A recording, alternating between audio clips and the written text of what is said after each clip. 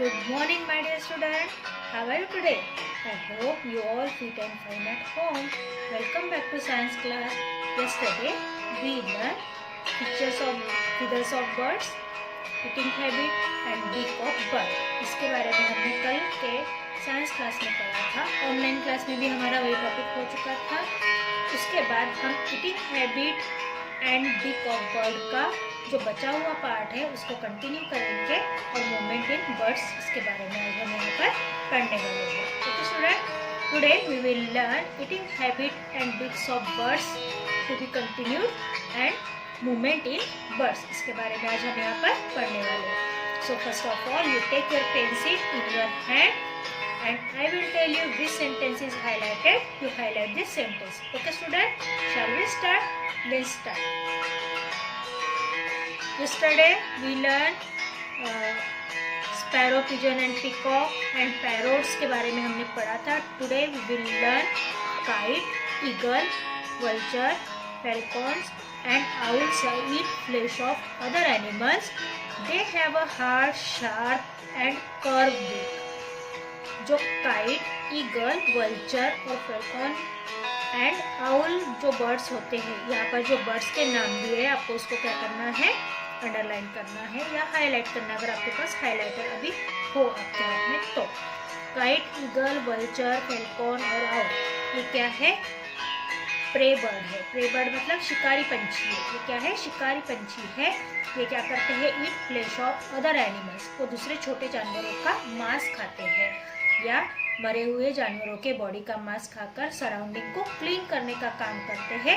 कौन, eagle, owl, vulture, फैल्कॉन्स, ये जो सारे शिकारी पंछी होते हैं उनको स्कैवेंजर भी कहा जाता है. स्टूडेंट, स्कैवेंजर का मतलब होता है सराउंडिंग को क्लीन करने वाला या सराउंडिंग को क्लीन रखने वाले को स्कैवेंजर कहा जाता है. ठीक है. They have a hard, sharp and curve beak. उनको कड़क और पॉइंटेड मतलब एकदम नुकीली, शार्प और कर मतलब मुड़ी हुई, कड़क, मुड़ी हुई और नुकीली ऐसी उनकी चोंच होती है. तो आपको इसको क्या करना है स्टूडेंट, हाईलाइट करना है. Okay. This type of beak help the bird to hold और tear the flesh with easy. In bird इस तरह की चोंच की वजह से उनको क्या होता है, बर्ड्स को हेल्प मिलती है. किस चीज़ के लिए, इस तरीके की चोंच की वजह से बर्ड को अपनी शिकार को पकड़ के रखने के लिए या फिर अपने शिकार का मांस नोचकर खाने के लिए उनको हेल्प मिलती है. फ्लेश खाने के लिए आसानी होती है. इसीलिए ईगल, वल्चर, फैल्कन और आउल बर्ड्स की चोंच कैसी होती है, हार्ड, पॉइंटेड, शार्प और कर्व होती है ना. हार्ड, शार्प और कर्व होती है, मुड़ी हुई चोंच होती है. उसके बाद duck, geese singular, goose have a flat and broad beak with strainers. देखो, डक और गीज मतलब जो डक और गीज होते हैं, हंस और जो बत्तख होता है, उनकी जो चोंच होती है वो फ्लैट और ब्रॉड होती है.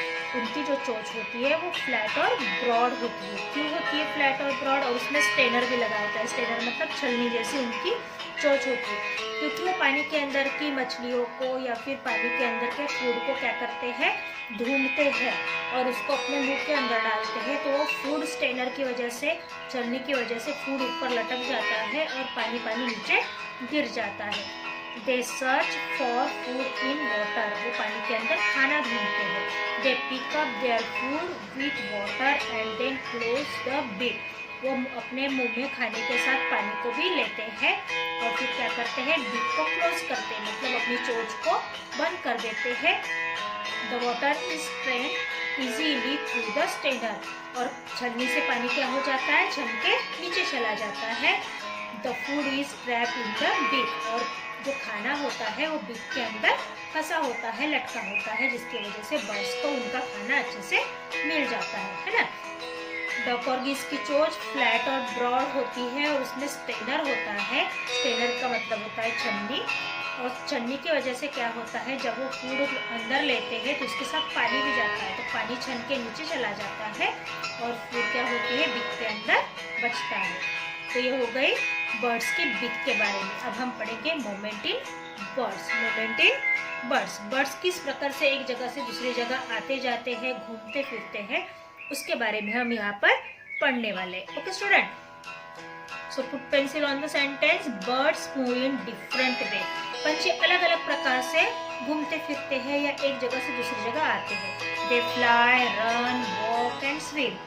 वो क्या करते हैं? उड़ते हैं, दौड़ते हैं, चलते हैं, तैरते हैं। अलग अलग प्रकार से पंछी चलते हैं। तो आपको क्या करना है? इसको हाईलाइट करना है। They fly, run, walk, swim. उड़ते हैं, दौड़ते हैं, चलते हैं और तैरते हैं। They use their light and strong wing to fly. वो अपने हल्के और मजबूत पंखों के सहारे क्या करते हैं? आसमान में उड़ान भरते हैं। अपने हल्के और मजबूत पंखों के सहारे क्या करते हैं?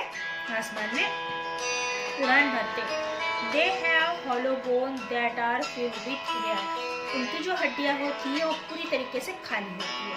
जैसे कि ये पेन है, पेन के अंदर अगर रिफिल ना हो तो वो कैसे दिखेगी? जैसे कि मैंने पेन के अंदर से आपको रिफिल निकाल के दिखाया।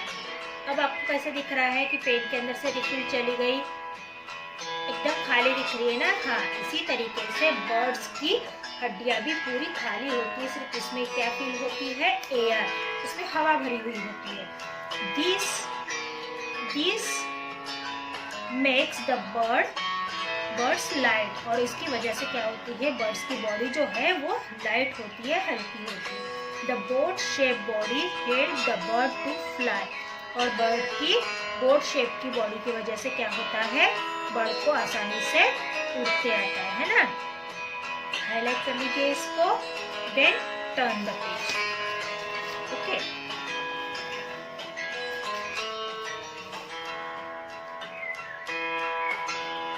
Page number 58।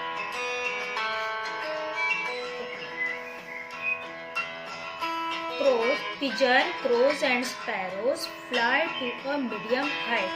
पिजन, क्रो और स्पैरो। पिजन मतलब कि कबूतर, कौवा और चिड़िया। ये कम ऊंचाई तक ही उड़ पाते, मतलब एकदम ज्यादा ऊंचाई तक वो नहीं उड़कर जाते हैं, वो कम ऊंचाई तक ही उड़ते हैं। Eagle and kite can fly very high. Eagle और काइट जो है, मतलब जो शिकारी पंछी होते हैं, वो बहुत ही ऊंची उड़ान भरते हैं, आसमान को जाकर छूते हैं। Ostrich and emu are flightless bird. देखिए यहाँ पर आपको अलग अलग प्रकार के बर्ड्स दिए। Pigeon, crow, sparrow medium height तक उड़ते हैं। उसके बाद ईगल, काइट क्या करते हैं? हाई फ्लाई करके ऊंची उड़ान भरते हैं। Ostrich and emu are flightless bird. Ostrich और ईमू जो है वो मतलब बिना उड़ने वाले पंछी है, जो फ्लाइटलेस बर्ड कहा जाता है, उनको नहीं उड़ने वाले पंछी है। They can run very well, पर वो तेजी से दौड़ सकते हैं, वो अच्छे से भाग सकते हैं। Penguins are excellent swimmers. Penguin जो है वो अच्छा तैराकी है। तैराकी मतलब तैरने वाला, एक अच्छा तैराकी माना जाता है पेंगुइन को। आपको इन सारे नामों को हाईलाइट करना है। Pigeon, crow, sparrow fly to a high medium. Eagle, kite can fly very high. Ostrich, emu are flightless birds but they run very well. और penguin are excellent swimmer. They walk clumsily.